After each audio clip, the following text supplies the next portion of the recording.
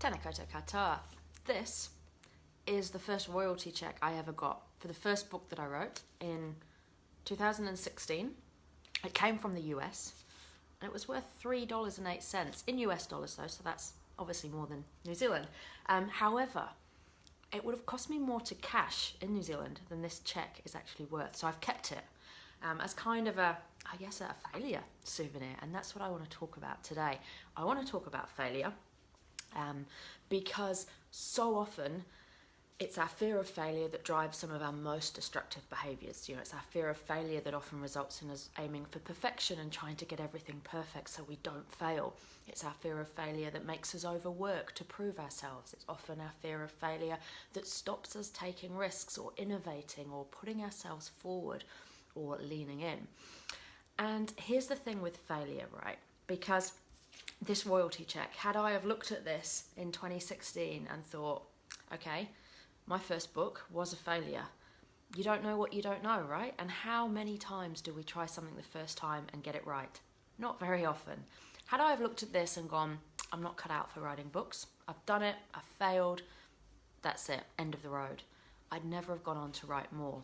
And as I sit here 4 books later, looking back at that first book, there's so much I've learned. That first book is not great. I know that's not the best sales pitch you've ever heard, but it's true, right? There was so much I needed to learn about the art of writing books, the business of writing books, even right down to small things like I didn't know that the number of pages impacted the amount the book was sold for. Therefore, my book became very expensive because I had too many good ideas and I wanted to put them all in this first book. And yet when I look back, each book has improved because I've applied what I've learned. The only reason I learned those things was from failing in the first place. So often when we fail, it's simply a lesson that we needed to learn in order to succeed the next time around. The trouble with failure though, and our fear that comes up with failure, is we've been taught to think it's a negative. We've been taught to avoid it at all costs. We've also learned to see failure as proof that we're not good enough. You know, we are human, so it's inevitable that we will make mistakes. And failing is often how we learn.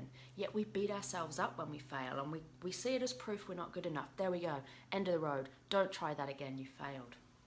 But let's think of our kids. Let's think of babies, or even us when we were kids. When we were learning to walk and we kept falling down, did our parents look at us and go, fail, you're maybe just not cut out for this walking business? No, we were encouraged to keep getting back up and keep trying until we eventually, all of us, learned how to walk. And this is the same. So every time we fail, we have an opportunity to learn something. And if we see this as something inevitable, as part of being human, what it means is that we learn and grow each time we make a mistake. And so it becomes something positive rather than this negative connotation we've associated with failure, that it's proof we're not good enough and we're going to beat ourselves up about it. And what that means is, rather than the end of the road, when we make a mistake, when we fail, it's this bend in the road that allows us to learn something, to then respond with, maybe I'm going to do that differently next time.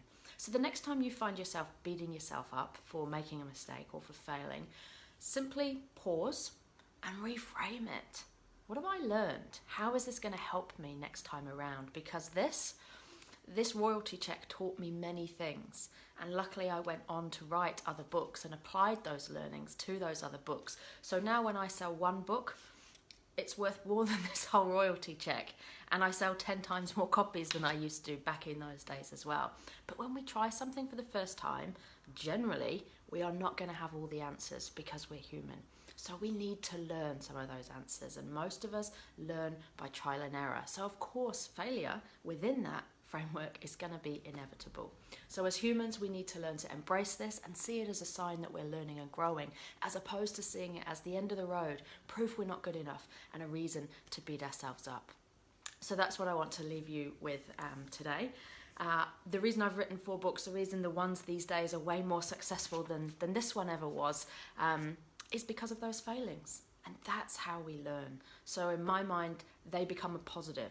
So these days I'm still failing, I'm still learning, and when I do, it's a positive because I know it's a sign of growth. And do you know what that does?